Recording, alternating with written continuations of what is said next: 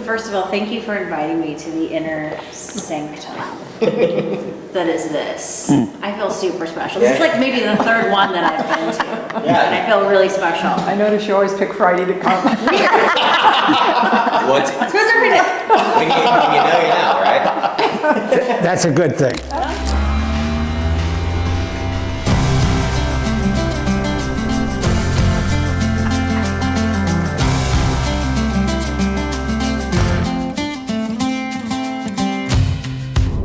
Today's adventure is taking me to Schmidt Family Vineyards out in the Applegate Valley in beautiful Southern Oregon. And yeah, I have a driver today, y'all. I'm moving up in the world.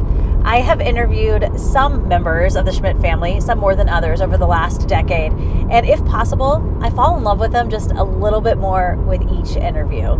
I'm headed out on a Friday afternoon, and I know from experience something very cool, very special happens on Friday afternoons at Schmidt. That's coming along nicely. This is coming along nicely. What's this, Dunk? This is Terraldigo. Oh, Terraldigo. Another problem child. It probably should check this one on Monday. I got it. Yeah. Written down already. This, having a winery, making wine, has always been a vision for you. You've always wanted to do this. Well, way back when, my first dream was have a bar. Nice. My wife laughed at that one. And then we got a different vision. It's grapes. Yeah. That was the plan originally in California. So we bought this 35-acre plot on the Russian River. Quite nice. And when we bought it, it had 20 acres of prunes and I guess about 10 acres of French Colombard. Okay. Which you probably know not worth too much. Okay. And the prunes are worth even less. We decided to pull the prunes and the vineyard out and replant. So we got all that work done. We had the plants all on order. And some friends of ours came up to Grants Pass and bought a place. And they came back down and said, you really ought to rethink this. You ought to go up to Oregon at least check it out before you get too far gone here. So we came up here on a Thanksgiving weekend. We looked around, we said, wow, this could be the place. So we went back and chatted with the kids. And we came back the next weekend and we bought a place to move our shop. As you all know, I own another business, commercial cabinetry. So we bought an old Victorian in town. We refurbished that. And by the time I got it done, I was getting bored. I said, let's go look for a place to plant something. So we started looking again. Right. Actually, Cal said his first vision was he wanted to open a bar. It was many years ago. And I said, no way. Not gonna happen. No. Winery, okay, but not a bar. And why wine? Well, we both like wine. We started drinking wine when we were in college. And it was back then, you would get together with a study group and you would do the Krabari or the cheapy stuff and have big long discussions. And yeah, so that was when we lived in Sonoma County. Yeah. I think I was born at the wrong time. I truly do. I just think, that sounds lovely. It was lots of fun. Yeah, it was. Sonoma, and that probably really enhanced this love, right? You know, it did. And that was a great time to be in Sonoma County because it was the big foodie place and all the wineries, and there was no tasting fees anywhere. And yeah, it was a great place. It took a couple of moves to actually get here. It did, because we first bought another vineyard in another spot that didn't work well, and then it took us a while to find this. And in the meantime, we remodeled this beautiful old Victorian house in Grants Pass that I did not want to move from it. Was that the intent, to kind of go slow and do it bit by bit? There was never any intent. No intent? No. It just happened. It just kind of progressed on its own. Cal is an Energizer bunny, and he has He is. So many ideas, and He can't sit still. no, and fortunately he has Duncan and Spencer and a couple of the other kids that like to do it too, so. This was this 65 acres and 22 acres below. And the folks that owned the whole thing put the 22 acres up for sale. And we came out and looked at that.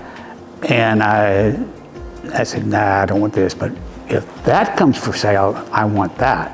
I think it was about 6 months later, I got a call on Friday. She says, hey, it's going on the market. You want to come? I said, yeah, I'll be there in the morning. Wow. So we came out, walked through and said, yeah, that's ours. Did you know anything about making wine? Not really. I knew I liked it. Drank a lot of it. But when we bought this place, then I started taking classes at UC Davis on viticulture. So it's, I learned something about how to grow the darn things first, When you guys are tasting wine and you're making decisions, who has the final say? Or who do you think? No, I'm vocal, but I listen. I'm not going to say no. We're going to do it this way because Rene's done an awful lot of study, on wine quality and winemaking and the lab brand. Her nose is far better than mine. How long have the Friday afternoon wine tastings been going on? Years. Forever. Forever? A long time. But we do have a formal meeting on Tuesday, and then no one can remember what we said on Friday. Well, these two can because they're young and fresh. Nice. Now, the big thing about wine is you have to monitor it. And this is the way we monitor the wine. We're all here Friday night. Any other day of the week, Spencer's gone over there, Duncan's out in the field, Judy's who knows where. Yeah, okay. I'm always here, though. I'm always right in there. So it's kind of like, I always tried these, they make it a social hour, so. Yeah. We go through one barrel on each varietal, and just to see if there's something off, and if there's something off, then Rene, the following weeks, there's bench trials and fix it. When did you start on the wine side here? Right away, 2008. So why do you say right away 2008? Well, our first harvest was 2004, but we didn't have a winery built then. And I believe it was Greg from Wooldridge that made our wine that year. And while my dad was building the winery, so our first official harvest in the winery was 2006, I believe, but I was doing something else at the time. I was looking for a job in the medical field. And so when I say right away, I didn't come on and get trained. I was looking for a job in a lab, and my dad said, I have a lab. It's not blood, but it is red. Because when I came here, I knew absolutely nothing about, I didn't even drink wine, I knew nothing. Okay, I didn't know this. You didn't drink wine? Mm-mm. I mean, not because I had some big thing against it, I just didn't drink wine. As a kid, it was always I remember it was always in my parents' life. I grew up in Sonoma County, and they would go wine tasting. And back then, if you were under 21, you had to wait in a little waiting room. And I can remember going that. And if I was with my parents and they had wine, I would taste it and drink it. But it wasn't a thing. And so when I came here, I had to do a big crash course. What did that crash course look like? Well, I started working in the cellar immediately. My first job was scrubbing drains. And then my dad came in and he wanted to transfer wine from tanks into barrels. And he's like, you can do this. And I'm like, okay. And it was just funny just learning all the things and just doing all the things and just really having no point of reference, I don't even know why we're doing this. Why are we doing this? Why are we taking the wine and putting it in the barrel and putting it back and blah, blah, blah. My dad would just say, basically it was just you'll figure it out. You'll figure it out. And I did. But then my dad sent me and Duncan, we did a good portion of the Southern Oregon Wine Institute in Roseburg. We did that. And then I've just done, I don't know, I'm taking a class from, for UC Davis next Thursday. So I love learning. So I'm always trying to learn new things and educate myself. Took the quartermaster's first level of sommelier, and I don't know, I've done a ton of things. Do you think your dad was this his plan all along? I don't think so. Okay. I never thought I would do it with him. I mean, seriously, I never did. And then when he said, you want to come and work with me? And I thought, I don't know. And so I came and he's like, just try it. And I worked for about 2 weeks and I was hooked. I was like, yes, I want this. What about it got you hooked? Well, I love to learn, and I loved the science part, and I loved that it wasn't like a desk job. I mean, it's right from the get-go. I mean, occasionally we sit on these little stools and do computer work, but it's not a desk job. It's very, you're constantly learning, you're constantly being challenged, and I like that. I like that a lot. It's always different. Even though every harvest is kind of the same, it's never the same. So yeah. I like that. It seems like every couple years or every other year, there's new plantings happening out here. Yes. Who's the driving force with that? Cal. And so you bring in these varietals, and sometimes they come and we've never heard of them. It's just like, oh, that looks fun, that looks interesting, let's try that. So then you're constantly making it, and you're like, is this even right? Is this what it tastes? Because Nero d'Avola, that is a hard one to just find a straight varietal of. So I feel like we make these, and I go, gosh, do you think this is right? And that is, if I could just nerd out for 1 minute, that is one thing that I do love about Southern Oregon is we can grow so many varietals here. And people will talk about the significance of Tempranillo in Spain and Touriga Nacional in Spain. It's significant here too. Yes, it didn't originate here, but it is significant to our region. It is significant. We are making history here with that wine. Wine has become so global, and it's really cool, and it just unites people in so many different ways. Okay, that's my spiel. I have more, but.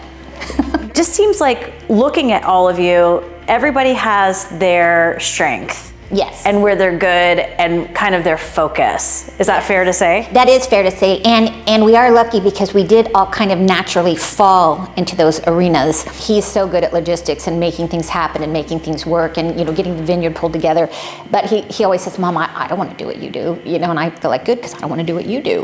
But so we make a good team in that way because out of everybody, Duncan and I probably work together the most because we do the wine. Yeah. And but as far as like winemaking styles, how we're gonna make wine, like that's me, me and Cal always decide on that. You're tasting some of the same wines week after week. Yeah, like we'll get to a point where like we're gonna bottle our 24 whites in January. So then we'll just have these wines in the barrel room. And we have 21s here, 23s here and 24s here. And we have some 20s too, don't we, Duncan? 22s. Yeah, right, 22s. Anyways, and then we just keep, if you're not in constant contact with them, I mean, I make them sound like people, but because they kind of are, because they grow and ebb and flow, you can lose track. Yeah. We've had many a times it's like we're going to start bottling on Monday, we taste it on Friday and decide, let's wait. Let's say roughly every Sunday. Not ready. When did you start working here? Freshman year of high school. Nuh-uh. Yeah, so that would have been about 2000, 2001, which was when Cal and Judy bought the property. Yeah. First summer, all we did, we spent the whole summer just tearing, this used to be a hay and cattle ranch, so me and my cousins spent the whole summer taking down fences and rolling up barbed wire and all that stuff. I'm learning it's good to have a big family. Yeah, definitely. Running a vineyard and making wine is definitely a labor of love. Our family background is construction work. So my grandpa had said, if you want to learn the ropes of building buildings, and I've got all this stuff I need built, so if you want to work here for a while, you can do that, and then when we get it all done, you can strike out on your own. So that's kind of what my plan had been. We kind of finished up with a lot of the work around here it was 2008, 2009, which, as we all know, was not a great time to get into the construction biz. And honestly, I had kind of got involved in some of the winemaking work at that point and really liked it. So at that point, he said, if you want to learn winemaking, I'll send you to school and you can do it. What was it about winemaking that you liked so much? You know, I thought it was kind of a cool mashup of art, science, mechanics, which I thought was kind of fun. You get to do a lot of different things. And I thought it was kind of fun, you know, all these buildings that I spent all this time working on, then I got to actually use them. You know, a lot of people that build for a living don't get to do that. So I thought it was kind of a cool thing. It's very full circle, isn't it? Yeah. So 2009 was the first vintage that I got to see start to finish. What's out here? What's growing out here? This is Touriga Nacional. Okay. So we are one of 2 vineyards in the valley that I know of that has this. What's over here? So there's a little bit more Touriga going that way, and then probably about 15 rows over, you hit Pinot Gris until you get to that tree line over there, and then Merlot starts on the other side of that. How many acres out here? We're at about 40. What would you say is the most temperamental variety? Most temperamental variety. What's the one that just really just gets under your skin? Barbera's tough, which is one of the ones we're talking about getting rid of this year. Oh, really? Yeah, Okay. so it's just been, actually I think this year, of course, we were talking about getting rid of it this year, and we wound up making great Barbera this year, which is how it goes, yeah, that's always how it goes. Yeah. Yes. The year, that's why I was telling you on the vineyard, the year we decided to yank it out of the ground, this is, you know. Yeah, that's what he was saying. Yeah. You yanked it out already, right? Not yet. Not yet. You better not then. So this is. What's your official title? I don't know. I always tell everybody, so you can come up with my title. Just kidding. I always tell everybody once it's in a bottle, everything from that point on is me. When did you start working here? 2012 probably. 2012? Yeah, I mean, I was here before that, like when I was a kid, and then I went away for about 8 years. Yeah. Of course. So, yeah. Has it been a good fit? I think so. Yeah, you'd have to ask my family if that's true. I'm just kidding. They said all good things. All good things. Kidding. No, I think it's been fun. I think that we all have our ways and niches that we fit into. That being said, I really do. I think some of the stuff that I came from, because I came from working in the construction industry, but on the like office end of things. And I feel like a lot of those skills have transferred over a lot as far as like, for at least the stuff that I do.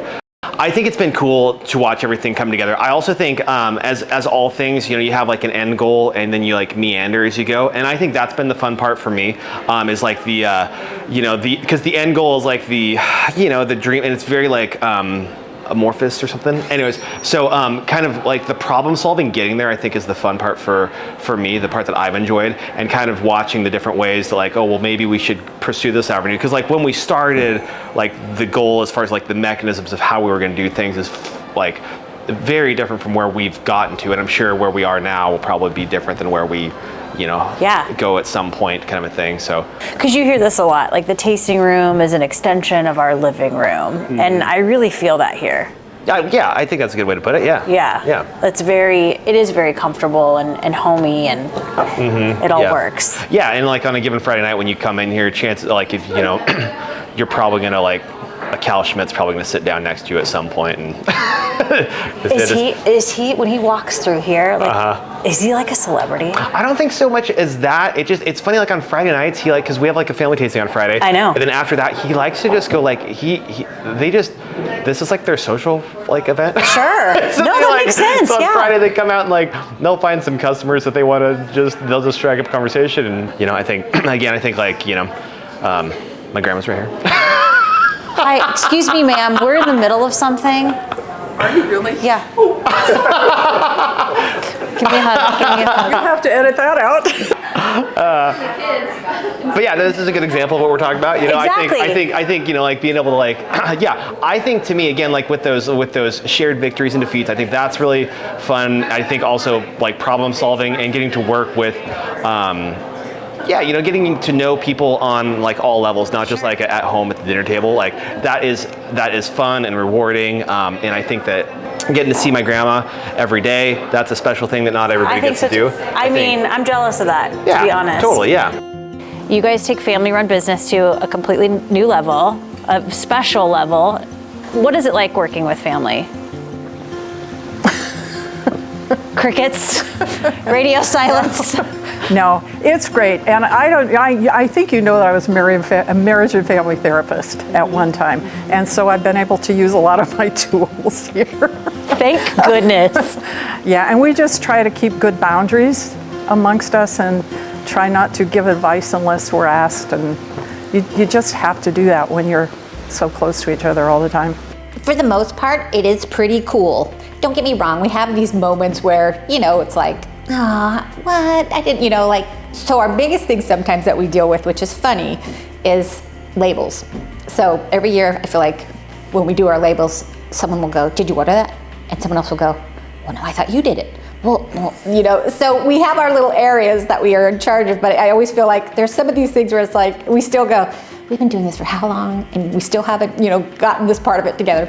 But, it's we work through it. Yeah. We all kind of have our own little parts that we handle around here, and I think we get a lot of different perspectives. Everybody's kind of got different ideas, and we usually try to find a good balance of what everybody's thinking. So I think it works well for us. I know a lot of people have horror stories about family businesses, and we make it work most of the time. Yeah, I would say so. But working with family has a lot of rewards and has some downsides too, but we won't talk about those. But I mean, in all seriousness, this, and Rene was saying 4 generations now working here, that's rare. You don't see that. Well, we are really family oriented. I mean, we kind of take care of each other, and that's kind of the thing with this, and let's face it, if I'm going to have a winery, I'm going to have to hire somebody, and I'd rather have family than somebody else, because their family's going to always be here. They're going to be, they got your back. And I don't have to worry about it when I leave here. I know Rene and Duncan and Spencer are going to take care of it, whatever goes wrong. It just evolved. All of it just evolved. The grounds, the way we do things, the family working here, it just evolved. How many grandkids now? 9 grandkids, and we have the 14th great-grandchild being born on December 9th. I know, it's crazy. It is crazy. It is crazy, yeah. A big family. And Cal and I only have 2 kids. Man, Yeah. they've been busy. What do you want people to, when they leave here, what do you want them to take with them besides a case of wine? What feeling do you want them to leave here with? 2 cases of wine. I'm sorry, 2 cases of wine. No, and Jude will say, testify to this too. The main thing we built on was a place where people could come and enjoy wine and enjoy each other's company, and that's the reason the grounds are what they are. When we bought this place, it was a cow pasture, and every tree and shrub you see out there, Judy and I planted it. So. And our goal, that when people came out, not only would they have a nice glass of wine, but then we added a pizza oven, and you could have a pizza, and you'd have a nice place to sit down and enjoy it. I want them to feel like they've been at a happy place. And we actually have had a lot of people have memorial services here for family that have come here, over the years, and we always have kids here, and just that kind of feeling. Looking around here and seeing all of this that you have built, what does that mean to you? Well, I'm very proud of it, and it's I guess you could call it a legacy, That's what I was going to call it. Yeah. It's, me and Duncan, basically the 2 of us build all these buildings. I'm good at designing, he's good at working, so we make a good team. A good team. Yeah, I was going to absolutely say this is your legacy. Yeah. And I'm sure it's going to be around for a long time after I'm gone. So. Yeah.